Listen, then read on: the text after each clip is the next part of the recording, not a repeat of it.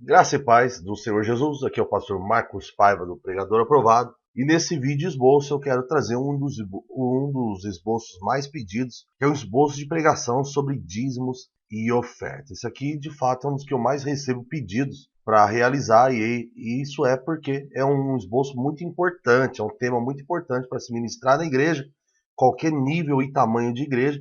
Nós devemos, como pregadores, como ministros, às vezes você não é nem o pastor da igreja, mas cabe a você, como um obreiro, ministrar sobre esse tema, que é bênção para a igreja, é bênção para o reino de Deus, é bênção para os próprios irmãos que são dizimistas e ofertantes. Tá bom? Só para lembrar, eu vou deixar aqui esse esboço, um link aqui na descrição para você pegar esse esboço na versão PDF para você poder ministrar, caso assim você deseja, e servir como inspiração para você. Se você é um membro lá da plataforma EAD, o Pregador Aprovado, eu vou deixar para você esse mapa mental, exatamente esse mapa mental, para você lá utilizar, estudar através dele. Como você sabe, é uma benção utilizar mapas mentais. Vou deixar lá para você esse exato mapa mental para você utilizar e ministrar e até alterar se assim você quiser. Vamos lá então. Só lembrando, se você quiser receber mais esboços como esse, não se esqueça de se inscrever no canal, ativar as notificações para você saber quando eu colocar um novo vídeo esboço como esse, e também dar o seu like se você gostar. Qual que é o tema, título, né? Eu uso o título como tema eu uso o tema como título do nosso sermão, é hora de colocar Deus à prova. Aí você já sabe qual que é o texto que eu vou usar, que é o de Malaquias 3:10. Trazei todos os dízimos à casa do Senhor, para que haja mantimento na minha casa, e fazei prova de mim nisto, diz o Senhor dos Exércitos. Se eu não vos abrir a janela do céu, e não vos derramar sobre vós uma bênção tal, que não haja lugar suficiente para a recolher. Então você poderia usar mais versículos. Introdução. Vamos começar com perguntas retóricas, perguntas que podem estar na maioria da cabeça dos irmãos. Será necessário dar o dízimo hoje em dia? Que essa é uma das dúvidas que os irmãos têm. O que você sente quando ouve falar sobre o dízimo? Desconfortável? Aliviado? Você sente tristeza? Alegria? O que você sente quando alguém fala para você, é o momento de dizimar? Você deve ser um dizimista na casa do Senhor. O que você sente? O que você está sentindo agora, que é o tema do nosso sermão? Então faça essas perguntas. Contexto. Meu contexto aqui ele vai vir em forma de estudo e características, tá? Igreja do Senhor, o que é dízimo? No Antigo Testamento, o dízimo significava 1/10, ou seja, é 10%. Igreja, no Antigo Testamento, o dízimo era uma exigência. Olha só o que diz lá em Levítico 27, 30, 34. Todos os dízimos da terra, seja dos cereais, seja das frutas, das árvores, pertencem ao Senhor, são consagrados ao Senhor. Eu não vou ler todos aqui porque você pode pegar depois. O dízimo era uma exigência. O dízimo era para honrar a Deus, Malaquias 1:6.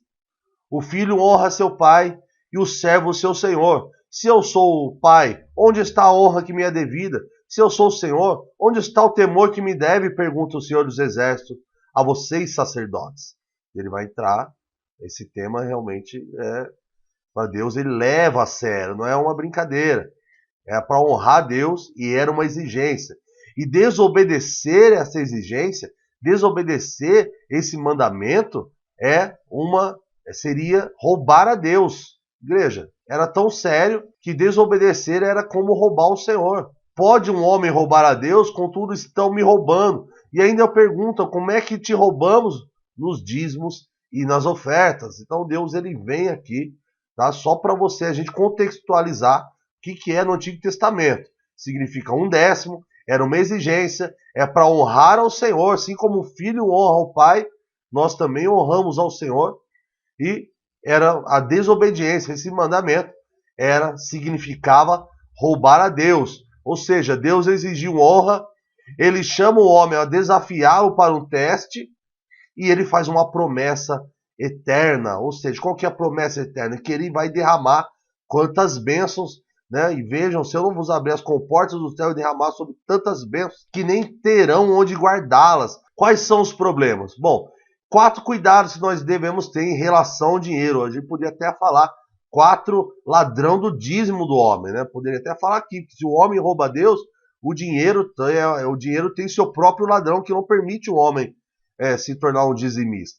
Então aqui, 4 cuidados. O primeiro cuidado é não confie no dinheiro. Provérbios 23, 5. As riquezas desaparecem assim que você as contempla. Elas criam asas e voam como águias do céu. Ou seja, é trabalhoso conseguir dinheiro, mas perdê-lo é muito rápido. Não ame o dinheiro, Eclesiastes 5:10. Quem ama o dinheiro jamais terá o suficiente. Quem ama as riquezas jamais ficará satisfeito com seus rendimentos. Isso também não faz sentido. Ou seja, não faz sentido porque ninguém fica satisfeito com o que tem. Por que será que ninguém fica satisfeito? Se você não dominar o dinheiro, ele irá dominar você. Terceiro cuidado, não coloque no dinheiro a sua esperança. 1 Timóteo 6,17. Ordene aos que são ricos no presente mundo que não sejam arrogantes, nem ponham sua esperança na incerteza da riqueza, mas em Deus, que de tudo nos provê ricamente para a nossa satisfação. Olha, é Deus que provê para nós aquilo que precisamos. As riquezas podem deixar o homem arrogante, desprezando a graça de Deus. Olha, quando o homem coloca a esperança no dinheiro, ele não pode acabar esquecendo que seja o que ele for que ele tem, não é dele, é de Deus. É Deus que proveu aquela riqueza para ele. Então o dinheiro pode deixar o homem arrogante, esquecendo de Deus. E o quarto cuidado acerca do dinheiro é não seja ganancioso. 1 Timóteo 6, 9 e 10.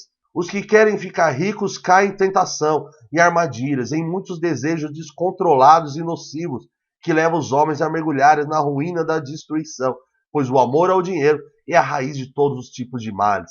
Algumas pessoas, por cobiçarem o dinheiro, desviaram-se da fé e se atormentaram a si mesmo com muitos sofrimentos. Olha só, olha o que o texto diz. O texto está falando que os que querem ficar ricos, ó, eu até anotei aqui para você, vai estar no seu esboço lá, no seu mapa mental. Os que querem ficar ricos caem em tentação. Então ele está dizendo que não é aqueles que são ricos, é aqueles que querem ficar ricos, é aqueles que almejam ficar ricos. As pessoas que almejam e querem ser ricos, eles querem ter o dinheiro, eles já caem nas armadilhas, já caem na tentação sem ter o dinheiro. Então você imagina com o dinheiro em si, o que pode ser uma pessoa dominada pelo dinheiro. E é aqui que ele diz, o dinheiro não é o problema. O texto não diz que você não deve ter dinheiro. O texto não diz que você não deve ter uma vida melhor. O texto não diz que você deve buscar ter melhor salário e melhores condições para a sua família. O texto diz que é o amor ao dinheiro. O amor ao dinheiro é a raiz de todos os tipos de males. E aqui você poderia até citar, né? Pode até citar alguns tipos de males que vêm quando a pessoa ama o dinheiro mais do que ama a vida, mais do que ama a Deus. Que adianta o homem ganhar o mundo inteiro e perder a sua alma? Propósito. Agora, será que é necessário para a igreja dar o dízimo? Será que o dízimo não era algo apenas lá para os judeus do Antigo Testamento? Vamos lá. No Novo Testamento não existe um mandamento para a igreja entregar o dízimo. Em Mateus, Marcos e Lucas, 1 de cada 6 versos trata de dinheiro. Das 29 parábolas que Cristo contou, 16 lidam com uma pessoa e seu dinheiro. Como que as pessoas lidam com o dinheiro, para você ver como o dinheiro impacta a vida das pessoas. Não importa se é no Antigo Testamento, se é no Novo Testamento. Você vê como que isso estava tão presente no coração das pessoas que a maioria dos versículos tratam de como que a pessoa lida com o dinheiro. Então, ao saber disso, podemos notar que a maneira que a pessoa administra o seu dinheiro reflete muito sobre a sua vida espiritual. Então, se você olhar lá na sua fatura de cartão, se você olhar lá no seu talão de cheque que ninguém usa mais, mas digamos assim, for olhar agora o seu extrato no banco, com o que você está gastando o seu dinheiro? Será que você está pagando conta só? Será que você está só apenas se divertindo? Você está apenas gastando com seus prazeres?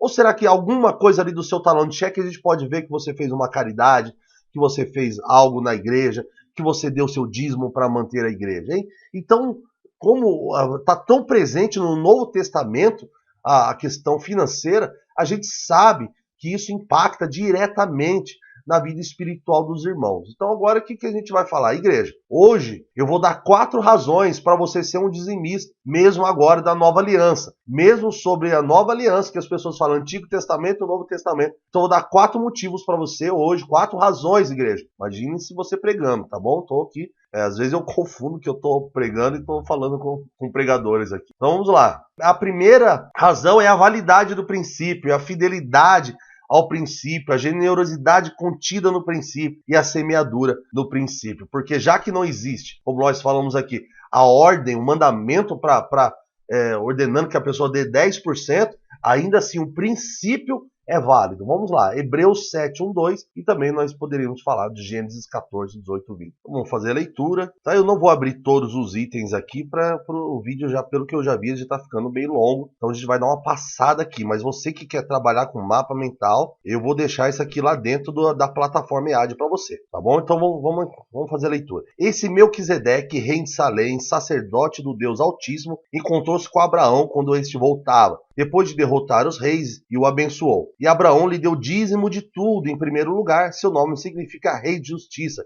Depois, rei de Salém, que quer dizer rei da paz, tá? Então depois você vai ter lá dentro da plataforma, tá? Também tem lá no PDF, que eu vou deixar grátis para você baixar, só você também ver o link aí embaixo. Mas tá aqui, vai estar tudo para você abrir lá. Mas vamos ler aqui. Qual que é o maior princípio da validade? É que o dízimo é antes da lei. É verdade que o dízimo está sob a lei, mas não é somente sob a lei. O dízimo de recursos para a obra de Deus começou antes de Moisés nascer. Os patriarcas deram dízimo antes que a lei fosse dada. Então, se você for procurar lá os patriarcas, você vai ver que todos deram dízimo. Então, qual que é o maior princípio? Que as pessoas falam que o dízimo é do Velho Testamento, mas o dízimo é antes até da lei de Moisés.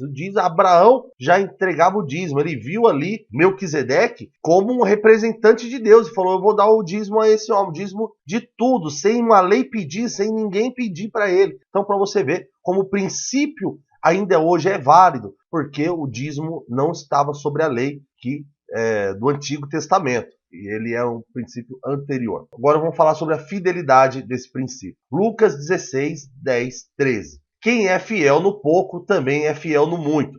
E quem é desonesto no pouco também é desonesto no mundo. Assim, se vocês não forem dignos de confiança e lidar com as riquezas deste mundo ímpio, quem lhes confiará as verdadeiras riquezas? Se vocês não forem dignos de confiança em relação ao que é dos outros, quem lhes dará o que é de vocês? Nenhum servo pode servir a dois senhores, pois odiará um e amará outro, ou se dedicará a um e desprezará o outro. Vocês não podem servir a Deus e ao dinheiro. Então, o que a gente aprende? O que esse princípio da fidelidade ensina pra gente? Bom, esse texto faz parte de uma parábola onde um administrador de um homem rico foi acusado de desperdiçar os bens. Então você vai ver ali toda aquela história onde Jesus conta daquele homem que o mestre chegou e falou que ele gastou todo aquele dinheiro, tudo que ele tinha colocado ali para ele cuidar, tudo que ele tinha deixado, ele gastou tudo e ele teria que prestar contas e seria demitido. Então, o que é o maior ensino? É que nós, assim como esse administrador da parábola, né, que foi encarregado das coisas do homem rico, nós também somos mordomos, também somos encarregados. E o que temos hoje, de fato, não é verdadeiramente nosso. Tudo é do Senhor. Olha Jó 1:21. E disse: saí nu do ventre de minha mãe, nu partirei. O Senhor o deu, o Senhor o levou. Louvado seja o nome do Senhor. Então, assim como esse administrador da parábola, somos nós. Tudo que recebemos é do Senhor. 100% do que recebemos é o Senhor. Então a parábola, esse texto sobre a fidelidade, ensina que a gente não deve desperdiçar o que o Senhor nos deu. Não devemos desperdiçar, devemos usar. Nós devemos usar ele para abrir portas, para ganhar amigos, para manter as portas da igreja abertas. E lembrando que um dia nós prestaremos conta daquilo que o Senhor nos deu. Então, se não há fidelidade no pouco, não há fidelidade no muito. Se nós não tomamos conta, que o versículo diz, se não há fidelidade na propriedade que é de outro, Deus está falando dele, Deus está falando das coisas dele. Então, se nós não somos fiéis àquilo que é de Deus, como que Deus vai confiar as coisas eternas para nós? Aquilo que será verdadeiramente nosso, que é as moradas eternas. Se a gente não é fiel às coisas que é de Deus, que Deus deu para a gente tomar conta aqui, como que ele vai confiar para nós as moradas eternas? Então, por isso que é importante, por causa da fidelidade ao princípio, a fidelidade às coisas de Deus. Tá? Então, novamente, eu vou deixar isso aqui, tá todo lá no mapa mental, está todo todo aberto, tá lá para você, todo liberado nesse mapa mental para você começar a utilizar. Comece a utilizar mapa mental na tua pregação. Terceira razão é a generosidade. Também, irmãos, vos fazemos conhecer a graça de Deus dada às igrejas da Macedônia. Como em muita prova de tribulação houve abundância do seu gozo, e como a sua profunda pobreza abundou em riquezas da sua generosidade. Porque segundo o seu poder, eu mesmo testifico, e acima do seu poder deram voluntariamente, pedindo-nos com muito rogos, olha só, eles insistiram que aceitássemos a graça e a comunicação deste serviço que se fazia para com os santos. E não somente fizeram como nós esperamos, mas a si mesmos se deram primeiramente ao Senhor e depois a nós pela vontade de Deus. Olha só, eles, a da igreja da Macedônia, eram pessoas pobres, estavam com dificuldade, né? A igreja da Macedônia, a situação deles eram problemas difíceis, eles deram mais do que podiam, e a motivação era a dedicação à obra de Deus. Então a gente fala, não, mas eu estou numa situação difícil, eu estou num momento complicado. Olha para essa igreja da Macedônia. Então, como cristãos, não recebemos uma ordem de dizimar 10%, mas somos convidados a ir além do dízimo. Então fala, não, mas 10% é um bom começo para nós, como cristãos. Olha, uma igreja que fez acima, e Paulo está falando aos coríntios, veja o que os macedônios fizeram, eles são exemplo para vocês. Vocês podem mais que eles, mas eles fizeram mais. Então ele não está falando de 10%, ele está falando de ser generoso. Eles estavam falando de fazer além. E se você for olhar lá a igreja primitiva, em Atos 2,44, eles tinham tudo em comum. Algumas pessoas que tinham propriedades chegavam a vender as propriedades. Então veja que é mais que 10%. Então nós aqui está liberado para você, como podemos ser mais generosos, né? Por que devemos dizimar hoje? Quando você entrega os seus dízimos e ofertas, você dá primeiramente a Deus. Observe o exemplo de Cristo. Deus também será generoso para conosco. Tá lá. No PDF tem essas informações também. Tá? Fica tranquilo. Mas se você quer trabalhar com mapa mental, está lá. A quarta razão, então vamos lá aqui. A primeira razão é a validade do dízimo hoje, a fidelidade àquilo que o Senhor nos deu, a generosidade do princípio, que o Evangelho não fala de 10%, mas fala para a gente fazer mais. E o princípio aqui, a razão é a semeadura. Lembre-se, aquele que semeia pouco também colherá pouco. Aquele que semeia com fartura também colherá fartamente. Então o que a gente aprende aqui? Porque Paulo usou um ditado popular conhecido para explicar um princípio espiritual. Não deve-se semear pouco e esperar colher muito. Isso aí é um contrassenso. Mas o coração de quem semeia muito enche de esperança de uma boa colheita. Olha só que princípio maravilhoso. Se você semear pouco, não adianta esperar muito. Agora, aquele que semeia muito, ele sim pode se encher o coração dele. Ele pode estar o coração dele cheio e fervendo, porque ele sabe que vai colher muito. Tá? Então, como nós devemos semear? 2 Coríntios 9, 7. Cada um contribui segundo propôs no seu coração, não com tristeza ou por necessidade, porque Deus ama ao que dá com alegria. Então nós devemos semear segundo aquilo que está no teu coração, não com tristeza, porque Deus não vai receber, não por necessidade, não é por obrigação, mas é de uma forma voluntária, e fazer com alegria, tá bom? E por que nós devemos dizimar hoje? Porque a semente fora da terra ela continua sendo uma, mas a semente lançada no solo se multiplica e assim gratifica aquele que plantou. Se você não contribui na obra do Senhor, você tem muitas sementes plantadas. Tá? Então a sua semente fora da terra, ela não vai produzir muita coisa. Conclusão, vamos fazer aqui um apelo agora. Se devemos ser dizimistas ainda hoje, Deus também manterá sua promessa. Ser dizimista é um verdadeiro teste para o coração. Já diz a palavra, onde estiver o seu tesouro, aí estará também o vosso coração.